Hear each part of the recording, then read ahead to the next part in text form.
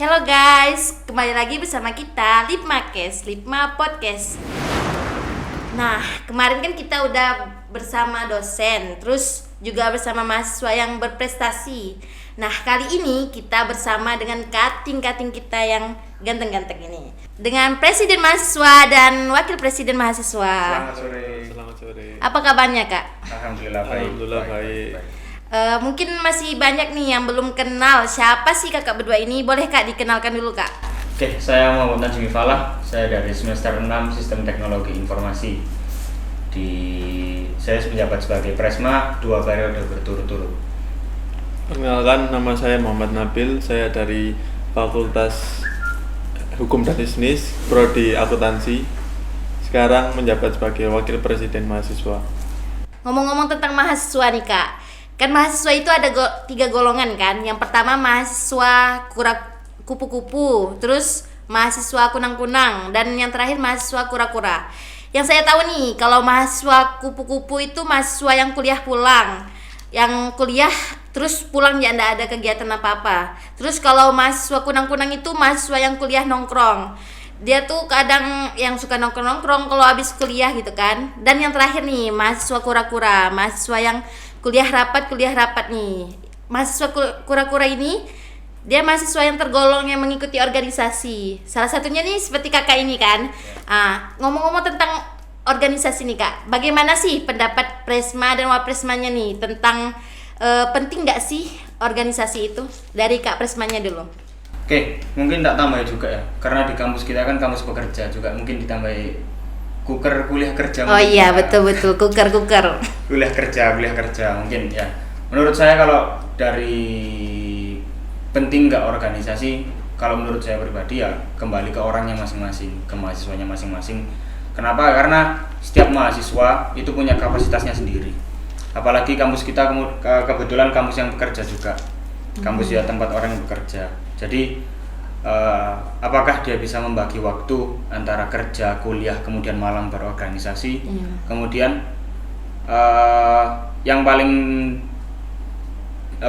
kelihatan mungkin dari kapasitas teman-temannya sendiri. Apakah dia perlu pintar dari organisasi atau sudah pintar sebelum organisasi? Yang dimaksud pintar ini bukan akademik ya, kayak pintar public speaking, pintar pengambilan keputusan. Nah, ini nggak semua mahasiswa itu harus mengikuti organisasi biar bisa dapat itu. Orang-orang yang pintar, yang IQ-nya mungkin di atas rata-rata, tanpa organisasi pun bisa sebenarnya. Dan juga ada beberapa orang yang membutuhkan organisasi untuk mengembangkan itu. Nah, jadi saya ulangi lagi, harus kembali ke kapasitas masing-masing. Cuman kalau saran dari saya, lebih baik ikut organisasi untuk implementasi, untuk prakteknya dari tadi.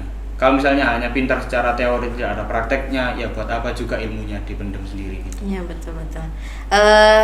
Kalau menurut Kak Wapresmanya nih gimana?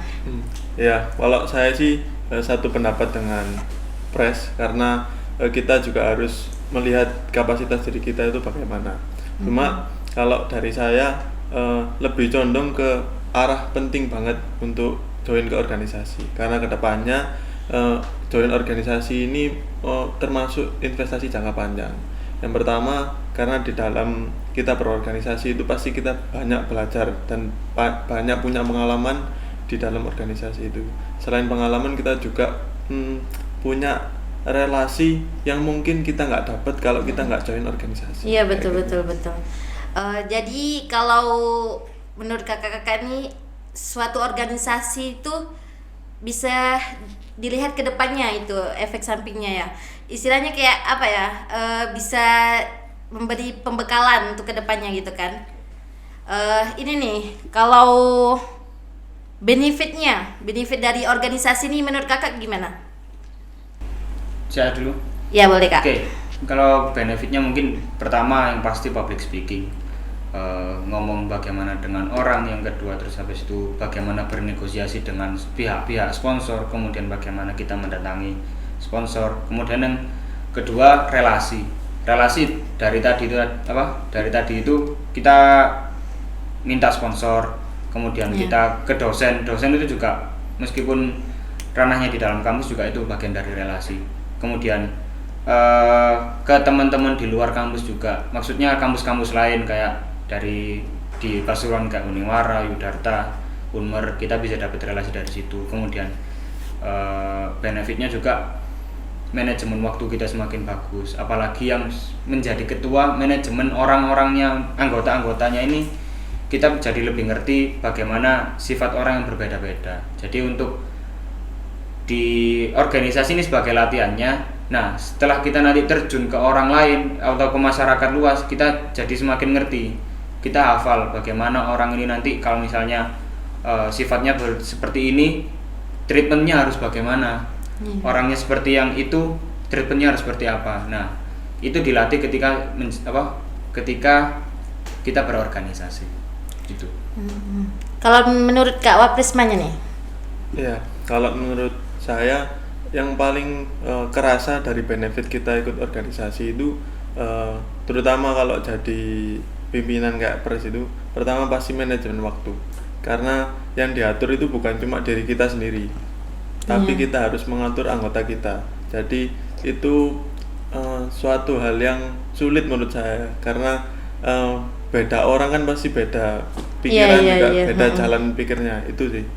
Sama manajemen waktu itu juga kedepannya itu sangat penting kalau kita kerja, karena kan nggak mungkin kita bisa kerja seenaknya tanpa memperhatikan manajemen waktu, kayak gitu sih. Iya betul. Nah, kalau tentang manajemen waktu nih, menurut kakak nih, gimana sih cara untuk mengatur waktu dengan baik, di mana ada waktu sendiri, waktu kuliah, waktu organisasi, itu gimana nih caranya? Karena kan kadang tuh orang yang nggak mau ikut organisasi itu salah satunya karena nggak bisa ngatur waktu gitu kan Kak. Bisa nih Kak, dari Kak Waprismanya. Iya, kalau dari saya sih ini salah satu bagian tersulit kalau kita ikut organisasi menurut saya. Manajemen waktu itu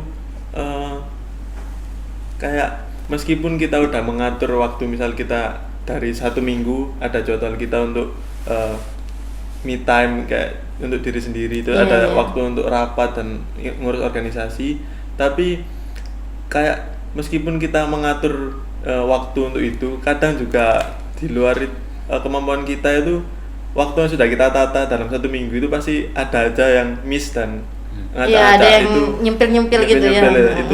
Itu termasuk manajemen waktu ini termasuk salah satu bagian tersulit sih kalau dari saya. Iya. Kalau dari Kak Prismanya nih? Oke, saya tarik lagi ke ke sebelum masuk organisasi ya, karena kan ini kan juga manajemen waktu. Sebelum masuk organisasi kan kita juga sudah tahu beban kita sebelum masuk organisasi itu bagaimana. Misal yang bekerja, yang kuliah, kemudian ikut organisasi, berarti dia sudah memilih untuk mengambil resiko manajemen waktu yang lebih. Nah, kalau dia sudah memilih itu, berarti dia harus konsekuensi dengan pilihannya. Harus bertanggung jawab gitu. Nah, apalagi yang sudah bekerja. Misal saya kan juga pernah bekerja, kemudian kuliah, kemudian malamnya berorganisasi pernah. Nah, itu kita harus konsekuen semuanya. Kita bekerja ya harus bekerja, kita harus maksimalkan pekerjaan kita. Kita kuliah ya juga harus mendapat nilai yang bagus juga, karena kita juga kuliah ini memilih juga pilihan kita untuk kuliah. Kemudian berorganisasi juga pilihan kita. Nggak mungkin kan kita organisasi dipaksa sama dosen, dipaksa sama teman-teman yang lain. Ya kan, kalau misalnya emang ada yang dipaksa, ya kenapa kamu nggak melihat kapasitas dirimu? Pertama kita harus lihat kapasitas itu dulu. Apakah kita sanggup berorganisasi atau enggak? Kalau misalnya emang sudah sanggup, berarti kita harus konsekuen terhadap kesanggupan itu tadi, terhadap pilihan itu tadi. Kalau misalnya kita sudah milih, berarti kita harus benar-benar terjun ke sana. Istilahnya kalau kalau sudah nyemplung sekalian basah gitu. Jadi manajemen waktunya kalau menurut saya ya sesuaikan tempatnya aja. Kerja harus kerja secara maksimal, kuliah juga nggak boleh sampai ninggal kelas atau bagaimana, karena di kampus ini juga di Yadika ini organisasinya ini nggak yang kamu harus ninggal kelas, enggak, malah toleransi terhadap kamu di kelas ini sangat tinggi, dan juga terhadap kerja juga sangat tinggi. Karena berorganisasi di sini nih beda dengan organisasi di kampus lain, karena kampus kita kan kampus bekerja. Iya, campur orang yang kerja gitu ya Kak. Jadi Kak, kalau misalnya sebelum masuk organisasi itu berarti kita udah memang betul-betul memantapkan waktu-waktu kita sendiri, dimana dari kita sendiri, dari kerjaan, dari kuliah gitu ya Kak. Menurut Kakak nih, gimana sih cara untuk menarik mahasiswa agar bisa ikut organisasi nih Kak? Dari Kak Prismanya. Oke, kalau dari saya pribadi, dengan cara saya yang sebelumnya, yaitu dengan personal branding. Personal branding dari setiap anggota ataupun dari ketuanya di organisasi itu. Dengan personal brandingnya ini, misal saya sebagai Presma di sini, bagaimana saya harus Presma terpilih misalnya di awal periode, bagaimana saya harus menarik teman-teman atau mahasiswa yang lain untuk daftar BEM, untuk ikut BEM, untuk ya kita harus menunjukkan bahwa kapasitas kita ini bisa diuji, bisa untuk dibanggakan, bisa untuk menjadi contoh juga dari teman-teman yang mau daftar. Kalau misalnya kita tidak memberikan contoh yang bagus, terus mau lihat ke siapa teman-teman yang mau daftar. Nah, itu kita harus jaga, kita harus perbaiki personal brandingnya dulu. Nah, setelah personal branding ini terbentuk dan sudah terlihat sama teman-teman yang mau ikut itu tadi, pasti akan tumbuh pertanyaan, dapatnya dari mana, kok bisa kayak gini, oh keren rek, kenapa kok bisa? Kan yang utama kan di sini kan terlihat keren dulu, kemudian maksud ditanyai, kok bisa keren kayak gini gimana? Pasti ada pertanyaan gitu. Nah, personal branding ini sangat ngaruh untuk ke tahap selanjutnya. Tahap selanjutnya mungkin pertanyaan. Nah, pas ditanya kita harus jawab dengan benefitnya ikut ini itu gini. Nah, akhirnya kan apa? Personal branding kita sudah dapat. Oh iya keren. Terus habis itu kita ngasih benefitnya. Karena kita sudah bagus di personal brandingnya, jadi teman-teman yang mau daftar akhirnya lebih tertarik lagi dan lebih percaya lagi. Karena personal brandingnya sudah bagus itu tadi. Nah, tinggal eksekusinya, kita tinggal follow up, apa dia jadi daftar apa enggak, kayak gitu. Ya, paham. Kalau menurut Kak Waprisman nih, mungkin ada tambahan nih Kak. Ya, selain dari kita memperkuat personal branding kita itu harus melakukan pendekatan kepada anggota yang misal mahasiswa baru semester 1, kita lihat dari awal PKKMB contohnya, itu kita bisa lihat anak ini cocok nggak untuk jadi penerus organisasi gitu. Kalau misal kita lihat dari awal PKKMB ada bibit unggul, ya kita selain melakukan personal branding, kita juga harus melakukan pendekatan kayak memberitahu benefit kita ikut organisasi itu apa, supaya dia ikut tertarik. Itu sih salah satu cara juga menarik mahasiswa lain untuk ikut organisasi. Dan juga untuk teman-teman yang ingin menarik ya, misalnya dia di bagian humas misalkan contohnya, ataupun saya sendiri atau ya harus misal emang diperlukan untuk berkorban, ngajak, ayo sini tak traktir gini pas ditraktir terus kemudian ngajak omong ya, kemudian wis ayo ikut ini, ayo ikut ini gitu. Ya itu bisa jadi jalan juga untuk ngajak dia untuk ikut organisasi. Salah satu pendekatannya juga kayak gitu. Iya. Juga nih Kak, kalau misalnya kan dari salah satu organisasi nih ingin mengadakan acara nih, kan kadang kan kita kan perlu kayak peserta gitu. Gimana sih cara biar mahasiswa nih tertarik dengan acara yang kita bikin nih? Gimana nih Kak? Oke, paling utama biasanya ini kan kita kan ada sistem SKKM ya. Ya kalau 100 SKKM belum terpenuhi, kita nggak bisa skripsi. Iya. Kita bawa iming-iming itu dulu. Kalau ngikut event ini kita dapat Kita dapat SKKM-nya berupa sertifikat juga. Ada sertifikatnya, ada. Kemudian di event itu kan pasti kalau sertifikatnya ada, terus kemudian ada foto waktu acaranya, itu bisa dijadikan bukti untuk menambah SKKM. Nah, kalau misalnya SKKM-nya nggak terpenuhi kan nanti ada konsekuensi. Nah, kita kasih iming-iming itu dulu. Terus kemudian yang kedua, ya kita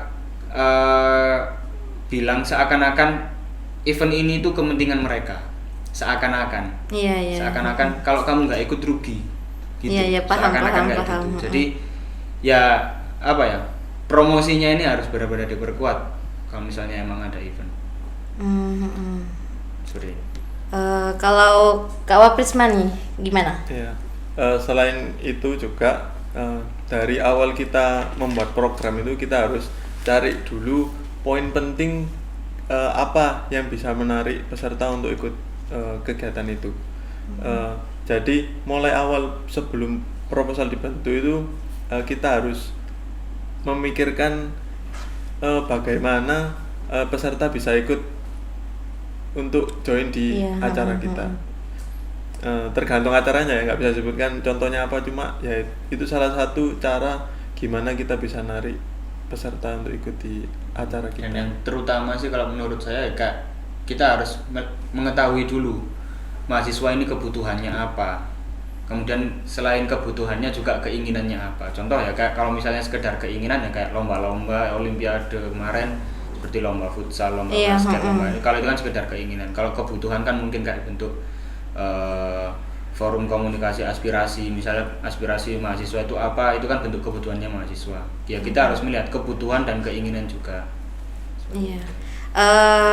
Ngomong-ngomong tentang organisasi nih Kak, boleh nih Kak diceritain nih gimana awalnya Kakak bisa pertama masuk organisasi sampai jadi Presma dan Wapresma nih, gimana nih Kak ceritanya? Dari Kak Presma nih boleh. Oke. Saya ikut organisasi BEM terutama ini mulai tahun 2022 awal.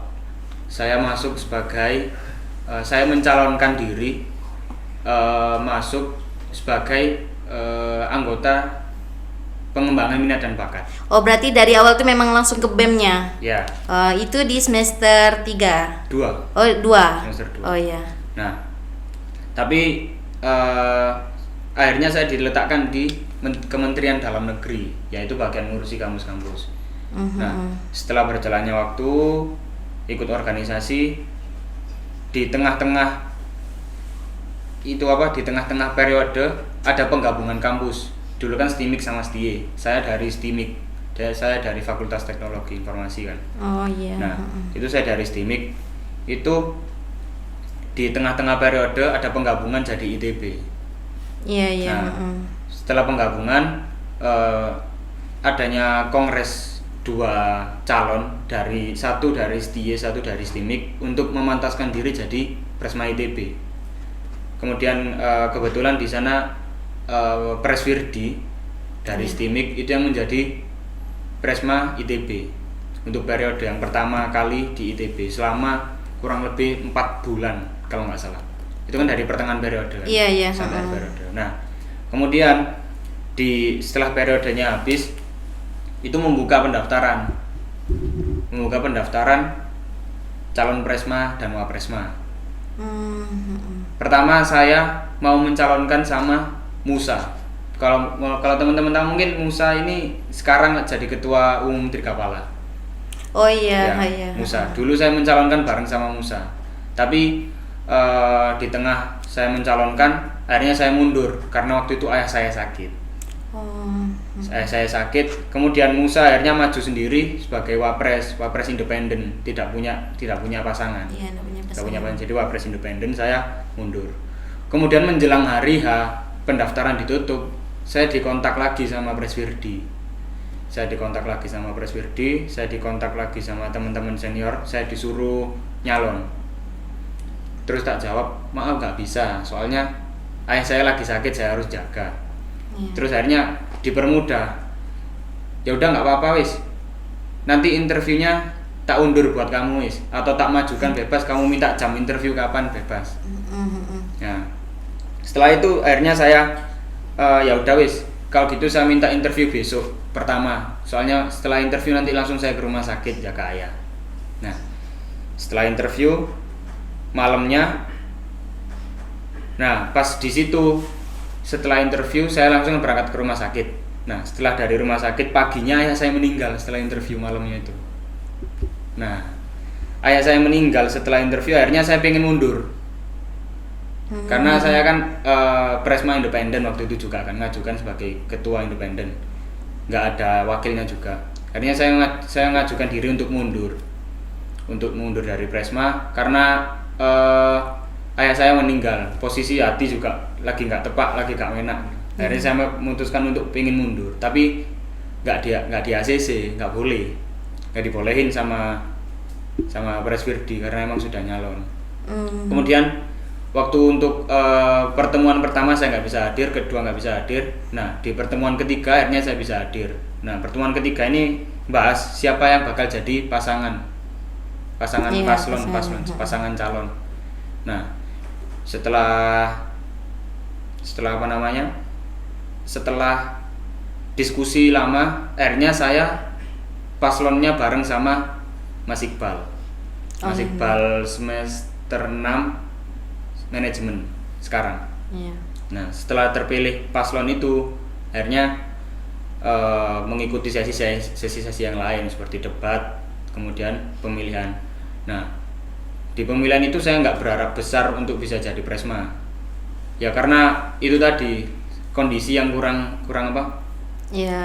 pas lah untuk melanjutkan itu tadi. Tapi setelah voting, setelah pemilihan itu tadi, alhamdulillah suara saya yang paling banyak. Justru selisihnya sangat jauh.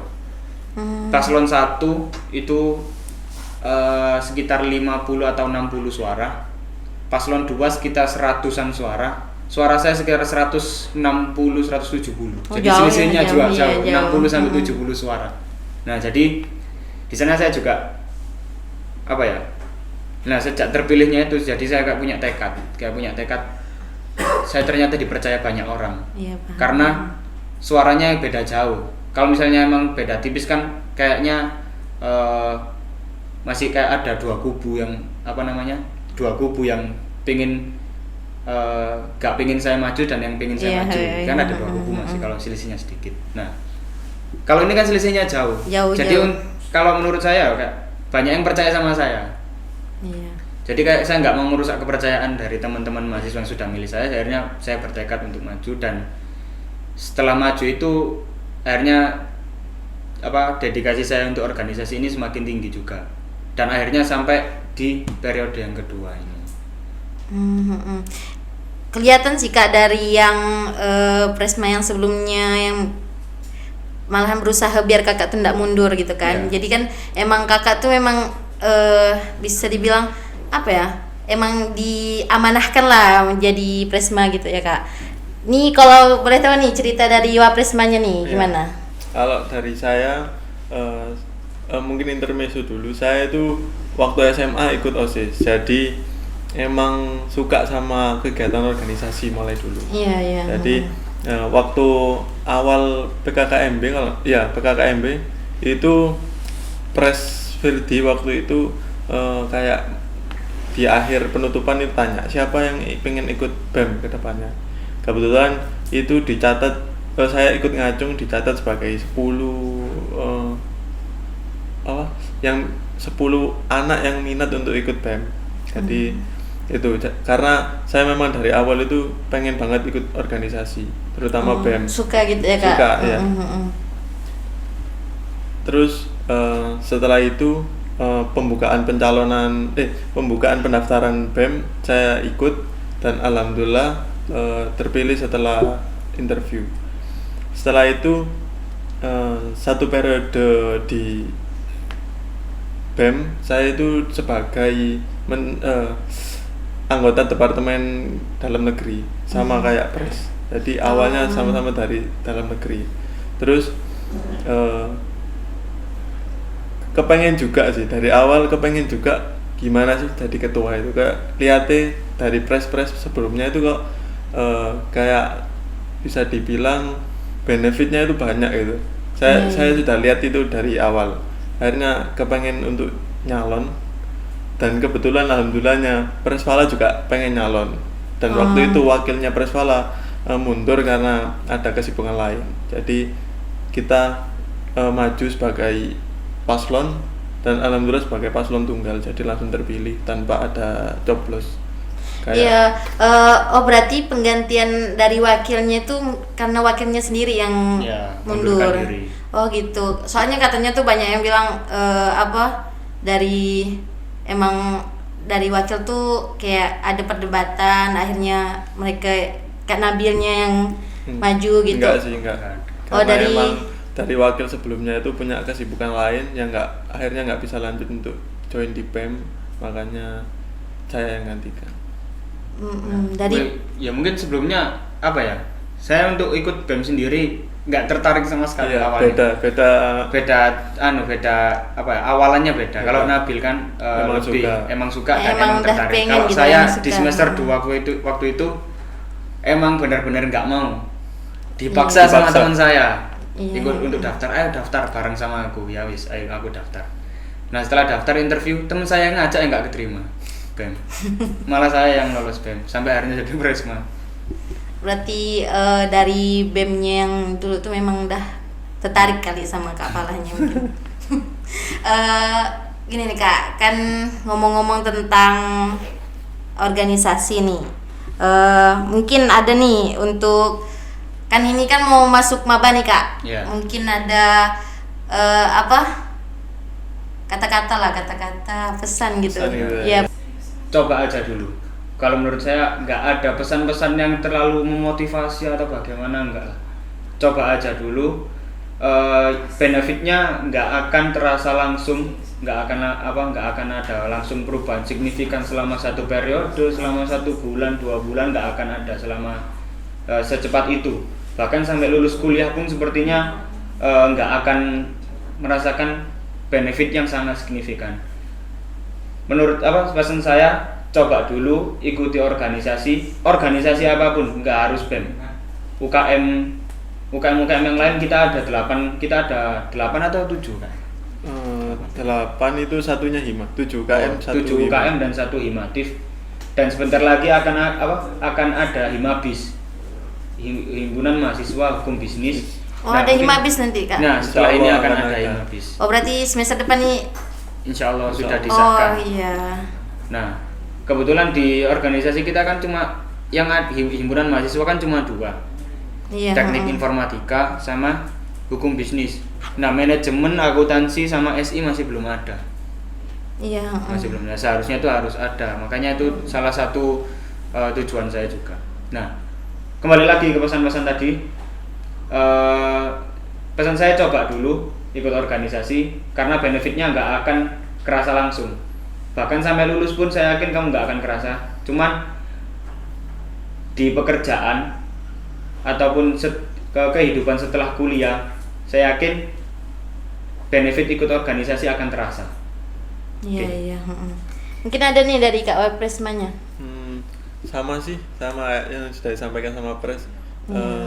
Dicoba dulu ya. Dicoba dulu aja. Iya. Soalnya kalau kita nggak nyoba tuh nggak akan tahu ya Kak. Ya. Asik serunya tuh Iya. gimana dari organisasi itu ya. Kadang Iya. kalau diceritakan sama punya pengalaman sendiri jadi beda kan. Jadi Iya, iya, coba aja dulu. Kadang kalau lihat mahasiswa yang nggak berorganisasi tuh kayak terlalu polos gitu rasanya hidupnya tuh. Soalnya kalau habis kuliah langsung pulang ya tuh kayak ya Allah kayak lurus aja gitu Iya, rasanya. Walaupun kita nggak tahu kesibukannya apa juga. Iya, gitu. heeh. Iya. Jadi kayak ya Allah boringnya orang ini gitu kan. Kalau kita kan kayak ih tunggu dulu, aku nggak langsung pulang, mau rapat dulu. Itu kan kayak keren gitu kan. Ya, Bis betul. rapat dulu gitu Iya, kan. iya. Jadi kayak ada Vibes bagus. iya, kerennya gitu. Padahal seru loh Kak organisasi itu, kok bisa sih mereka tuh kayak kurang tertarik gitu. Apalagi kan kalau misalnya kita salah satu juga kalau misalnya emang alasan fokus kuliah, kita organisasi ini kan bisa dekat sama dosen. Nah, itu bisa meningkatkan nilai kita juga. Iya, bisa. Asalkan akhlak kita bagus juga ya. Padahal nggak perlu pick me gitu kan. Iya. Dari organisasi ini aja kita bisa dekat sama dosennya. Iya. Mungkin karena lama ngobrol ya haus tau Kak. Iya. Boleh nih Kak kita minum air. Ini loh TS bukan sih Besti. Dari Ini tadi juga nungguin ini kapan minum. iya ini haus banget. Kayaknya ini segar bikin nagih loh ini. Mungkin ada nih Kak, apa sih proker kedepannya nih dari BEM? Mungkin ada yang bisa mengejutkan ya, mengejutkan. Mungkin untuk proker kedepannya yang terutama ada lanjutan untuk Forkam, Forum Komunikasi Aspirasi Mahasiswa. Itu kalian di sana bebas untuk mengutarakan aspirasi kalian mengenai kritik soal kampus, kemudian saran tentang kampus, kemudian keluh kesah kalian tentang kampus, mungkin tentang biaya kuliah, UKT atau bagaimana, kalian boleh bebas mengungkapkan. Tapi karena kita sudah menyediakan tempat, jadi tolong jangan yang anarkis atau bagaimana, karena tempatnya sudah kita sediakan seperti itu. Ya, kalau boleh tahu nih di dalam Forkam ini ada siapa aja nih yang kan kita kan menyampaikan suara nih, hanya mendengar tuh siapa Kak kalau boleh tahu?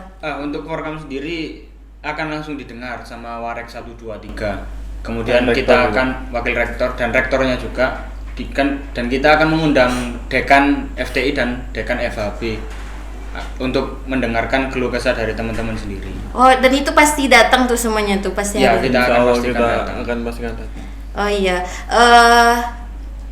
mungkin nih Kak, berarti Forkam ini untuk seluruh mahasiswa. Seluruh mahasiswa. Berarti di semester depan nih ya. Iya. Dan juga setelah Forkam ada proker yang mungkin ditunggu-tunggu sama calon mahasiswa baru, yaitu PKKMB. Oh iya, Karena bentar PKKMB lagi ya. kita masuk ke waktu mahasiswa baru masuk. Udah ada tanggalnya Kak PKKMB-nya nih? Belum, tapi kalau tanggal masuknya kemungkinan perkiraan September antara tanggal 10 sampai pertengahan September lah. Oh iya. Berarti kita akan menyambut adik-adik tingkat kita Nah, ya. di sana untuk seluruh UKM juga dipersiapkan materinya untuk seluruh organisasi untuk mempromosikan organisasi kalian. Organisasinya. Biar teman-teman maba ini bisa ikut ke organisasi Iya. kalian. Oh, Jangan iya. lupa join band. Join Lipma juga. Mungkin terima kasih Kak atas waktunya. Sama-sama. Karena mengganggu waktu kakak-kakak ini. enggak. Maaf Lagi kalau free ada juga salah pas. kata juga. Ya. Iya. Oh iya Kak. Mungkin ada nih Kak. Kan ini liburan nih ada pasti nih kan liburan-liburan kemana-mana gitu kan udah ada rencana kali kan. Jadi kita tuh masa mengganggu kakak pula. Enggak lama. Alhamdulillah. Oke, makasih ya Kak atas waktunya ya Kak. Makasih atas pesan-pesannya. Iya, makasih juga udah diundang kita. Makasih juga Besti, terima kasih Besti. Makasih ya Besti. Sudah dikasih minum. Terima kasih. Jangan lupa ya beli Besti di depan Indomaret ya. Indomaret yang Di mana? depan kampus Depan kita. kampus juga. Indomaret depan kampus ya guys. Enak, segar. Bye bye. Terima kasih. Terima kasih. Assalamualaikum. Assalamualaikum.